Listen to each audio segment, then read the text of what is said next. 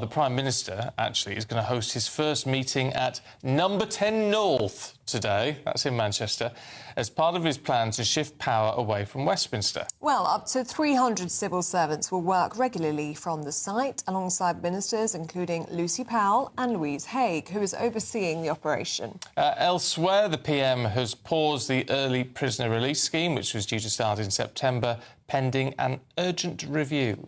Well, under the plans, up to 6,000 inmates across England and Wales, including killers, rapists and sex offenders, would have been released early and then monitored with electric tags. Let's talk to our national reporter, Will Godley, who's here. Morning, Will. So Number 10 North is finally underway. What's it going to achieve? Well, I think that's the question everybody's asking. There's no big black door, there's no Larry the Cat. It's just an unassuming building up in Manchester, about 10 minutes walk away from Andy Burnham's old office when he was Mayor of Greater Manchester. So if anybody's not going to be feeling homesick there, it will be him. Now, he says this is part of his drive to achieve growth in every postcode and get the decision-making outside of the Westminster bubble. In a statement today, launching Number 10 North, he said that Whitehall resistance to devolution is over for good. I mean, he's only going to be working there one day a week, but other ministers are set to be working there on a more full-time basis. The likes of Louise Haigh, Angela Rayner and Lucy Powell as well, all saying they're going to be working there, championing this new site. But critics, as you say, firstly criticising Andy Burnham for only going to Manchester. The Northern Decentralisation Experiment, standard prison overcapacity, and the quiet weight on the Crown. Welcome to Britain Underneath, where we peel back the polished gloss of Westminster to expose the raw mechanics of British power. Please hit that subscribe button right now to support our independent analysis, and let us dive straight into the fracture lines running through the modern British state. People saying there's more to the north than just Manchester and more to outside of London, outside of Westminster than just Manchester. That was something he was asked about yesterday when he visited Essex. He was asked by reporters whether or not that they were forgetting the likes of the east of England and southwest England as well. He was saying that, in fact, he wasn't. They'll be able to achieve the similar goals that all communities face outside of London and champion their goals. But on the side of the cost, this is going to cost a huge amount of money to set up a Number 10 North outside London in a small amount of time, and also to get the civil servants up there, because they're saying goodbye to their London waiting salaries. That's between £3,000 and £5,000 for them. So they are, we understand, being compensated for that. And so a huge amount of money being sent up there. Now, Burnham's official spokesperson says it won't cost taxpayers any more money than it already costs to have Number 10. But will it achieve the aims that Andy Burnham wants? Well, he says Number 10 North will change by putting more power into every postcode across the entire country. And he says it will be a situation room for making Britain better, the place we use to get power out of Westminster into the hands of people at a local level so they can turn things around. So perhaps it means working more with mayors, city councils, passing on and delegating responsibility that perhaps would have been something Westminster once dealt with, now going into the hands of people at a more local level. Well, elsewhere, Andy Burnham seems to have averted his first crisis, hasn't he? He's hit pause on the controversial early prison release scheme. But there's trouble brewing, isn't there? Because there's officials saying, well, if an alternative isn't found by November, we're going to run out of space. What do you think is going to happen here? Because we've got Reform saying, let's build Nightingale prisons, just like we saw in COVID with the Nightingale hospitals. Do you think he'll consider that? Well, there are lots of ideas being bandied around. Of course, this scheme was brought in the first place to deal with prison overcrowding and to deal with this prospect that they were going to run out of prison spaces very, very quickly. It was first brought in under Shabana Mahmood when she was Justice Secretary, and earlier this week the Conservatives were saying, why don't we deport foreign criminals to free up spaces rather than release other criminals early. So lots of ideas being bandied around on this, and of course the pressure really landed at Andy Burnham's doorstep because of PC Harper's family, their emotional response to receiving a letter from the MOJ saying 2 of his killers would be under this scheme to be released early at the halfway point rather than a 2/3 point. And his mother was reacting to the news last night that this scheme was going to be put on pause. She said it's a good start and it's really a good basis to begin working on some sensible alternatives and looking at other options going forward. She said it doesn't just affect them, it affects other people. It's something incredibly personal to them. But as you say, Ellie, they clearly don't think this is a long-term solution. There is a quiet, heavy atmosphere settling over Buckingham Palace these days. From the gilded windows of the grand residence, King Charles III looks out upon a nation where the old constitutional pillars are visibly straining under immense structural pressure. The historic balance of the United Kingdom, built on centuries of centralised authority and rigid judicial enforcement, is being tested to its absolute limit. In the corridors of power, traditional governance is giving way to desperate administrative manoeuvres, leaving observers to wonder whether the country is undergoing a necessary evolution or simply fracturing at the seams. Take, for instance, the recent administrative political theatre unfolding in the Northwest. The establishment of Number 10 North in Manchester has been framed as a historic shift of power away from the capital, a bold move to break the Whitehall bubble and give regional authorities a true seat at the top table. We're talking to the government now. The Joint Parliamentary Secretary for the Cabinet Office, Sally Jamieson, joins us now. Good to see you this morning, Miss Jamieson. Can we start by talking about Number 10 North? What is it going to achieve? Well, I think Number 10 North is a really exciting opportunity because what it is there to do is devolve power from Whitehall and from London and get it out there, not just to the north actually, but to regions and nations across the country, and make sure that power and money is delivered to communities everywhere, whether that's where I am in my constituency today in Doncaster or in Durham or in Brighton. It's about making sure that individual postcodes, regional mayors and local authorities have the power to deliver the best services and get the best value for money for their people. What I don't understand, though, is, I mean, this idea of moving everything away from the Westminster bubble, but you're just shifting the Westminster bubble up to Manchester.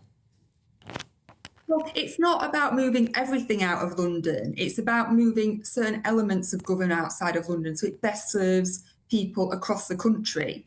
And it's about sending that signal out there that actually, you know, the civil service jobs, ministers, everyone is accessible outside of London. And so I think it's a really important milestone.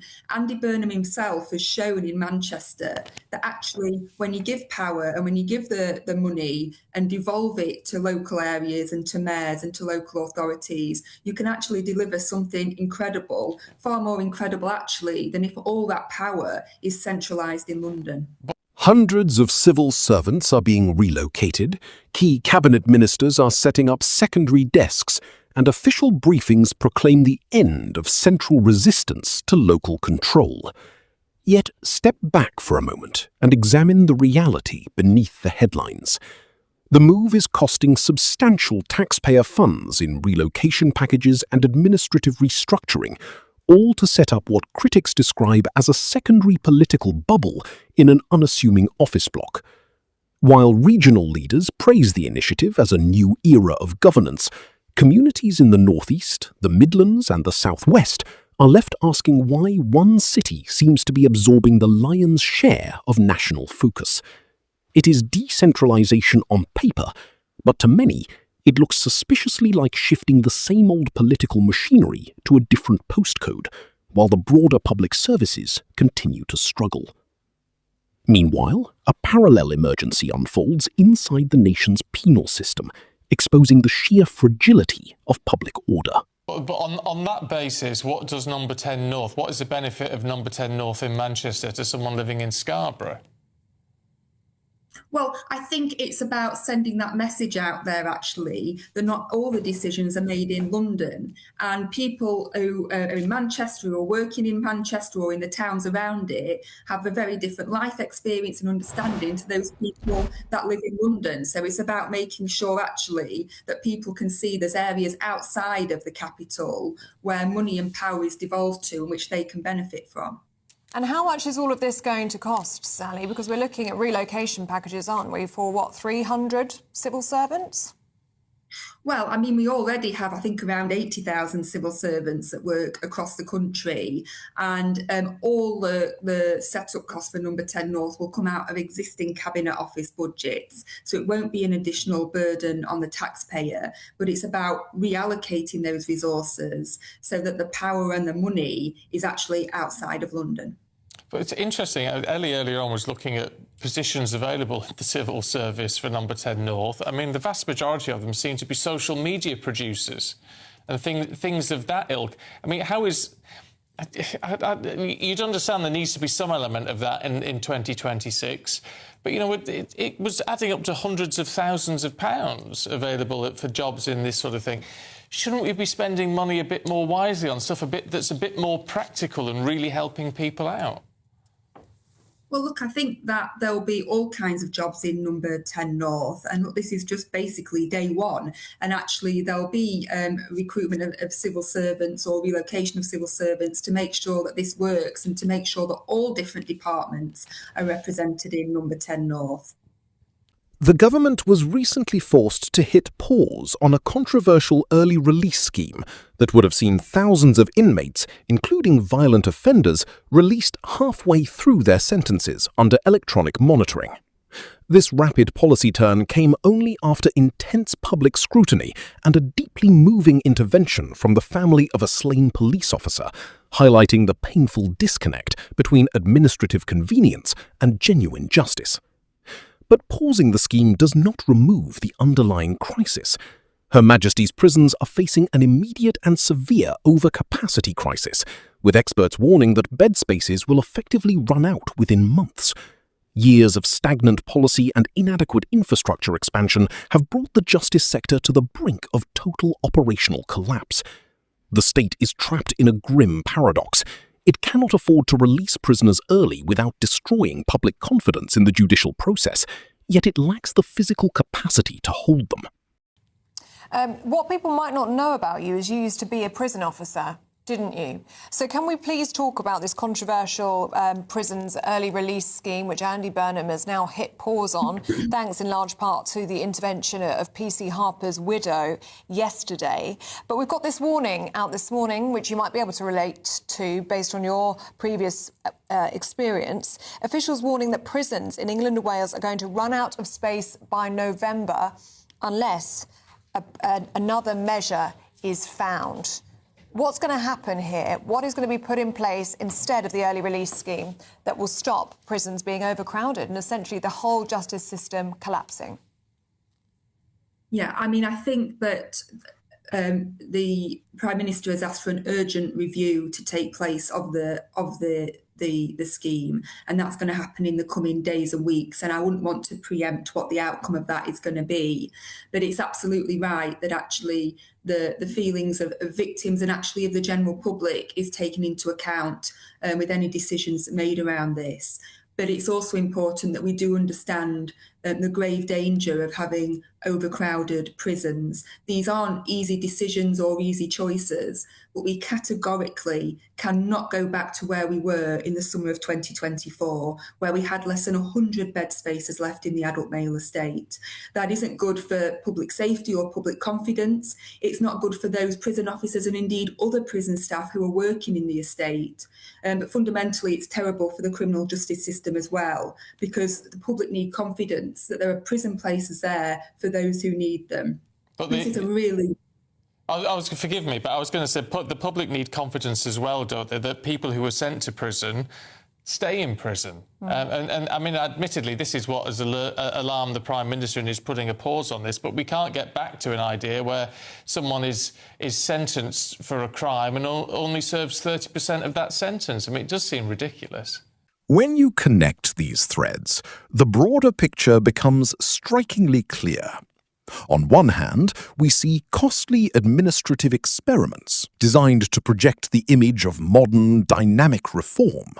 On the other, the basic foundational duties of the state, such as maintaining secure penitentiary facilities and delivering uniform national governance, are fraying.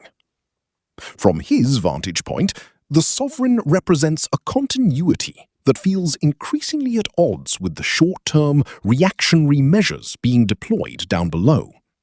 As the political apparatus reshuffles its offices and scrambles to patch over systemic failures, the nation remains caught in a state of perpetual anxiety, watching its core institutions struggle to hold the line. If you value deep, uncompromising breakdowns of the real forces shaping our country, take a breath, stay informed, and make sure to subscribe to Britain Underneath today. Your support helps us keep bringing you the unfiltered truth about UK politics, so please stay tuned and return for our upcoming briefings as this story unfolds.